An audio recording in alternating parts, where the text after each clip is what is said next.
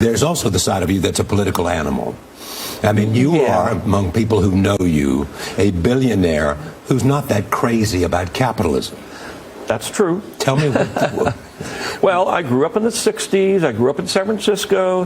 So I've been formed in a certain kind of way about believing in democracy and believing in America. And I'm a very ardent patriot.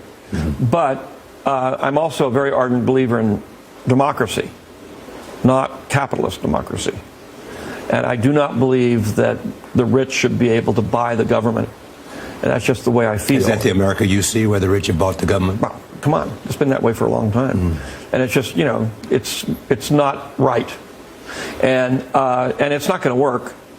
And will it change? Well, I hope it changes. I mean, it's hard because you got human nature. You got people, basically we got a country based on greed. Yeah. And as long as you got that, then it's corrupt. And as long as it's corrupt, you're never going to get a real meeting of the minds on what is best. So why don't you make a film about the America that you are articulating? I mean, why don't you use the power of George Lucas to tell the... I don't think I have that much power.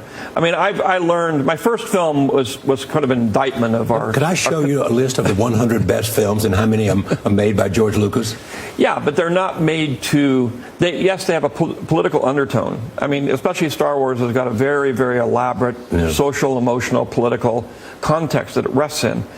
But of course, nobody was aware of that. Nobody says, oh my gosh. But if you actually watch the movies, it's there, and you subliminally get the fact of what happens to you if you've got a dysfunctional government that's corrupt and doesn't work.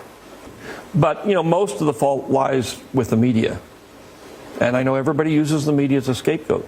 But the things the media focus on, the sensationalism, the kind of simple answers, the not really telling the truth, is what creates a society where everybody gets really polarized, where they're afraid. The legal system, the financial system, the political system, they're all based on winner take all. But that's not a good society. That's not a good culture. That's a culture that is built out of a caveman mentality, where the guy with the biggest hammer wins. And that's not a good society. And you want to see a society that is defined how? By everybody comes out?